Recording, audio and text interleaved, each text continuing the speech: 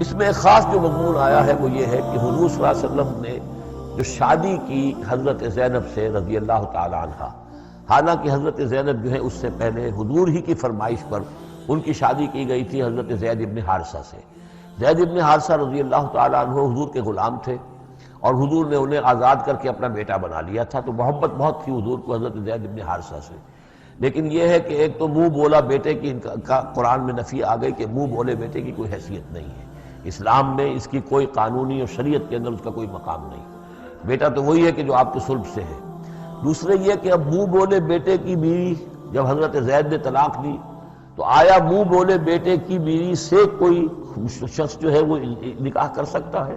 کیا وہ محرمات عبدیہ میں سے ہے؟ تو عرب میں رواج یہ تھا کہ چونکہ وہ منہ بولے بیٹے کو بھی سمجھتے تھے کہ جیسے اصلی بیٹا ہے، تو جیسے یہ کہ جو صلبی بیٹا ہے اس کی بیوی سے اگر اس نے طلاق دے دی ہو یا فرض کیجئے بیٹا فوت ہو گیا ہو، تب بھی یہ ہے کہ اس کی جو بیوی ہے بیوہ ہے یا مطلقہ ہے اس سے وہ شخص شادی نہیں کر سکتا، شوہر جو فوت ہو گیا ہے یا جس نے طلاق دی اس کا باپ۔ تو یہاں پر اس پہ بڑا طوفان اٹھا، بلکہ یہ کہ حضور کو خود اندیشہ تھا۔ حضور نے ایک طرح سے کہہ کے بہت کہہ سن کر حضرت زینب کو آمادہ کیا تھا کہ وہ شادی کر لیں۔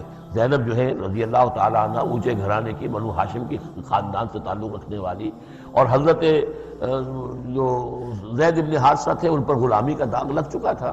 تو عرب کی ایک خاص جو ہے ان کے ہاں ایک سوچ تھی، ان کا ایک مزاج تھا، ان کی روایات تھیں۔ لیکن بہرحال حضرت زینب نے حضور کی فرمائش پر وہ نکاح کر لیا، لیکن یہ کہ ان میں نباہ نہیں ہو سکا۔ حضرت زینب انہیں ذہناً قبول نہیں کر سکی کہ یہ میرے برابر کا ہے یا میری اس کی حیثیت جو ہے وہ واقعی ایسی ہے، یعنی شوہر کو جس طرح آنکھوں پر بٹھانا چاہیے، شوہر سے جس طریقے سے اس کا ادب ہونا چاہیے وہ نہیں کر سکی حضرت زینب۔ لہذا حضرت زید ابن حارثہ جو ہے متواتر کہتے رہتے تھے کہ حضور ہمارا معاملہ ٹھیک نہیں چل رہا ہے، مجھے اجازت دیجیے کہ میں اس کو طلاق دے دوں۔ حضور روکتے تھے کہ ایک تو میں نے اس کو کہہ سن کر شادی کروائی، وہ تو اس کے لیے آمادہ بھی نہیں تھی، نہ گھر والے آمادہ تھے، لیکن میرے کہنے سے شادی کر لی انہوں نے۔ اب یہ طلاق دیں گے تو طلاق کا داغ لگے گا ان کے اوپر اور صدمہ ہوگا، تو حضور روکتے رہے۔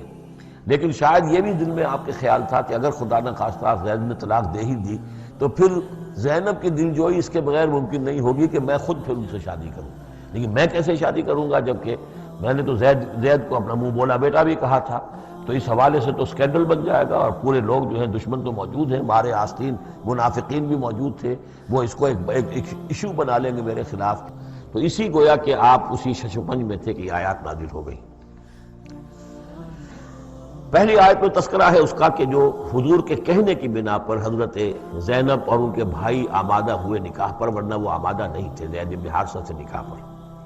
وما كان لمؤمن ولا مؤمنة اذا قضى الله ورسوله امرا ان يكون لهم الخيرة من امرهم، یہ کسی بھی مومن مرد اور کسی بھی مومن عورت کے لیے یہ روا نہیں ہے کہ جب اللہ اور اس کا رسول کسی شے کا فیصلہ کر دیں تو پھر بھی انہیں یہ خیال ہو کہ ہمارے پاس آپشن باقی ہے، ہمیں اختیار حاصل ہے۔ وَمَن يَعْصِ اللَّهَ وَرَسُولَهُ فَقَدْ ضَلَّ ضَلَالًا بَعِيدًا، جو اللہ اور اس کے رسول کی نافرمانی کریں گے انہوں نے تو گویا کہ بہت بڑی گمراہی جو ہے وہ حاصل کر لی۔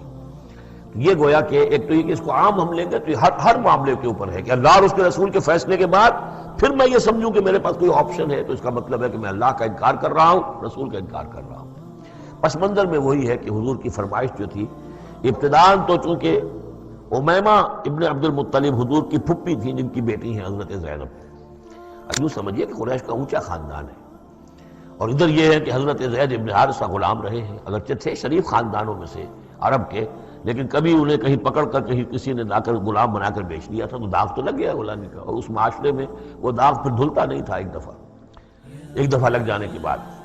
تو اس وجہ سے اب انہوں نے حضور کے لیے، حضور کے فرمانے کی وجہ سے نکاح کیا، اس کے بعد نہیں ان کی نبھی آپس میں، اور اس میں گمان غالب یہ ہے کہ حضرت زینب انہیں وہ نہیں دے سکی احترام اور ادب اور ان کی مرضی پر چلنے کا معاملہ، جیسا کہ ایک عورت کو فصالحات و قانتات حافظات للغیب جو رویہ ہونا چاہیے، اب وہ اپنے جذبات اور احساسات کے اوپر اس درجے جو ہے وہ کنٹرول نہ کر سکی، لہذا ان کے مابین جو ہے وہ موافقت نہیں ہوئی۔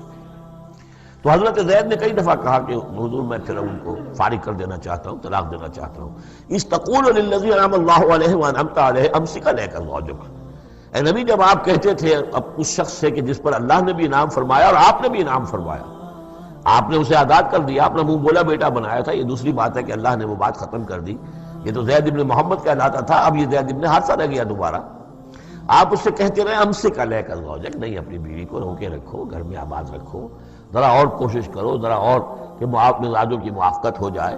واتق اللہ، اللہ سے ڈرو، اللہ کا تقوی اختیار کرو۔ وتخفی فی نفسک ما اللہ مبدیہ، اور آپ اپنے دل میں چھپائے ہوئے تھے وہ بات جس کو کہ اللہ تعالیٰ اللہ مبدی، جسے اللہ تعالیٰ کھولنا چاہتا ہے۔ وتخشى الناس، آپ لوگوں سے ڈر رہے تھے، واللہ احق ان تخشاہ، جبکہ اللہ زیادہ حقدار ہے اس کا کہ آپ اس سے ڈریں۔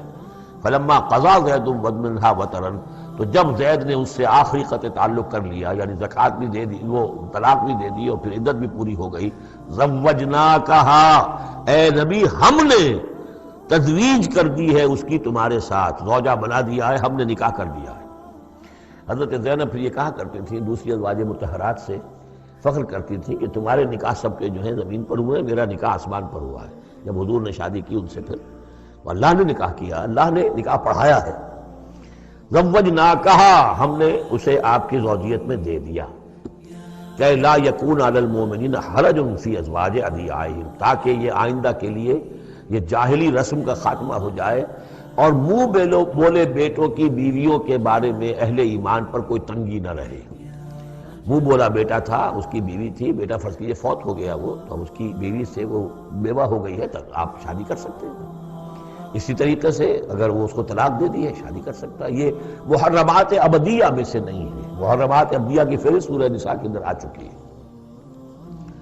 وَكَانَ أَمْرُ اللَّهِ مَفْعُولًا، اور یہ تو اللہ کا وہ فیصلہ تھا کہ جو بہرحال پورا ہو کر رہنا تھا۔ یعنی یہ سب کچھ جو ہوا ہے نبی، اس میں بھی ہماری حکمت تھی، مصلحت تھی۔ کسی اور کے ذریعے سے یہ بات ہوتا تو یہ رسم ٹوٹتی نہ۔ بعض چیزیں رسمیں ایسی ہوتی ہیں کہ اتنی گہری ہوتی ہیں، ان کے اوپر لوگوں کا اتنا جو وثوق ہوتا ہے، یہ تو جب تک آپ کے ذریعے سے یہ رسم جو ہے غلط نہ ٹوٹتی تو اس کے ٹوٹنے کا امکان نہیں تھا۔ ہم نے اس کے لیے یہ سارا معاملہ کیا ہے۔ ما کان علی النبی من حرج فیما فرض اللہ لہ، نبی پر کوئی حرج نہیں ہے، کوئی مضائقہ نہیں ہے اس چیز میں جو اللہ نے اس کے اوپر عائد کر دی ہے، فرض کر دی ہے۔ سنت اللہ فی الذین خلوا من قبل، اور یہ اللہ کا وہ طریقہ ہے جو ان لوگوں کے بارے میں رہا جو پہلے گزر چکے، اللہ کے نبیوں کے ساتھ، رسولوں کے ساتھ اللہ کا یہی معاملہ رہا ہے۔ وَكَانَ أَمْرُ اللَّهِ قَدَرًا مَقْدُورًا، اور یہ تو اللہ کا وہ معاملہ تھا کہ جو گویا کہ طے تھا، مقرر ہو چکا تھا، ہماری مشیت میں یہ پہلے سے طے تھا۔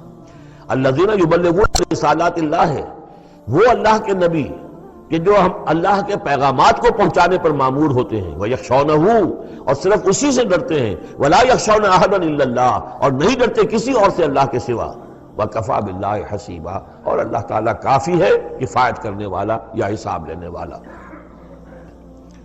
مَا كَانَ مُحَمَّدٌ أَبَا أَحَدٍ مِّن رِجَالِكُمْ، دیکھو محمد تم میں سے کسی مرد کے باپ نہیں ہے۔ حضور کو اللہ تعالیٰ نے اولاد نرینہ نہیں دی، جو دی تھی بچپن ہی میں اسے اٹھا لیا۔ آخری عمر میں بھی یہ سمجھیے کہ حضرت ان کا نام کیا تھا، ماریہ قبطیہ، ان کے بطن سے حضرت ابراہیم کی ولادت ہوئی ہے۔ اور یہ ایک عجیب مسئلہ ہے کہ حضرت ابراہیم کے عقد میں یا آپ کے نکاح میں آئیں ہاجرہ، وہ بھی مصر کی تھی، اسماعیل کی ولادت ہوئی۔ اسماعیل کی نسل میں حضور ہیں صلی اللہ علیہ وسلم، پھر مصر ہی سے ایک ماریہ قبطیہ آ رہی ہیں، اور ان کے بطن سے جو بیٹا ہوا اس کا نام حضور نے ابراہیم رکھا۔ اور حضور کو بہت محبوب بھی تھا، لیکن وہ بہت ہی چھوٹا ہستا تھا، بچپن میں ہی فوت ہو گیا ہے، اور حضور کو اس کا افسوس بھی ہوا۔ یا ابراہیم انا لفراقک محزونون، یا ابراہیم ہم تمہاری جدائی سے بڑے محزون ہیں، ہمیں رنج ہے۔ بہرحال ما کان محمد ابا احد من رجالکم، تمہارے مردوں میں سے کسی کے باپ نہیں ہے۔ یہ زید ابن حارثہ کے باپ نہیں ہے۔ زید ابن حارثہ منہ بولا بیٹا تھا، اب جب کہ ہم نے حکم نازل کر دیا ہے، اب وہ سارا سلسلہ منقطع ہو گیا۔ ولیکن رسول اللہ و خاتم النبیین، بلکہ یہ اللہ کے رسول ہیں اور نبیوں کی مہر ہیں۔ اب نبوت ختم ہو رہی ہے ان پر، اب کوئی نبی آنے والا نہیں، لہذا جتنی بھی رسومات جاہلیت کی تھیں اگر ان کے ذریعے سے وہ ختم نہ ہو تو پھر کس کے ذریعے سے ختم ہوگی؟ یہ ہے اس میں جو دلیل مضمر ہے کہ یہ جو کڑوا گھونٹ ہے محمد صلی اللہ علیہ وسلم بھی تو آپ کو کرنا ہی تھا، اس لیے کہ یہ جاہلانہ رسمیں جو ہیں اگر آپ اس کے اندر یہ اقدام نہ کرتے اور آپ نے اپنے منہ بولے بیٹے کی بیوی سے اگر شادی نہ کی ہوتی تو یہ رسم ختم نہیں ہو سکتی تھی۔ اور یہی بات بتائی جا رہی ہے لوگوں کو، ما کان محمد ابا احد من رجالکم ولکن رسول اللہ و خاتم النبیین، وہ تو اللہ کے رسول ہیں اور خاتم النبیین. اب اس میں ایک بڑا باریک نقطہ ہے، وہ نوٹ کر لیجئے. رسالت حضور کی دائم و قائم ہے، چل رہی ہے ابھی تک. فرق صرف یہ ہے کہ اس وقت تک براہ راست آپ بنفس نفیس اپنی رسالت کے فرائض ادا کر رہے تھے، اب بائی پروکسی ہے، اب امت کے ذریعے سے ہے. جو بھی آپ کے امتی ہیں، جو بھی دین کے خادم ہیں، جو بھی قرآن کے پیغام کو پہنچا رہے ہیں، جہاں جہاں تک پہنچا رہے ہیں، وہ رسالت محمدی کا پیغام پہنچ رہا ہے. رسالت محمد کی ہے صلی اللہ علیہ وسلم.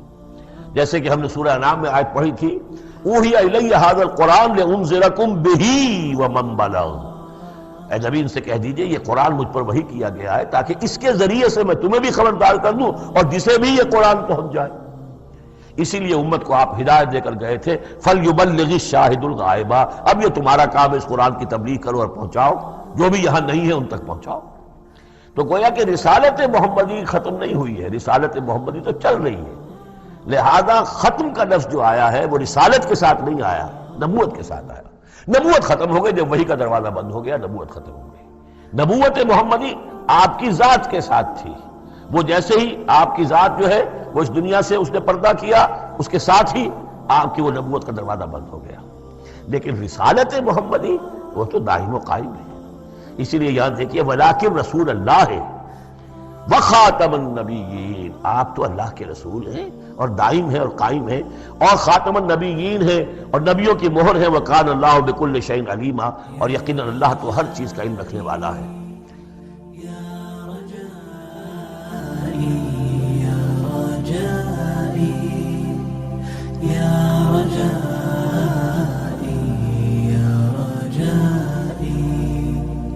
يا رجائي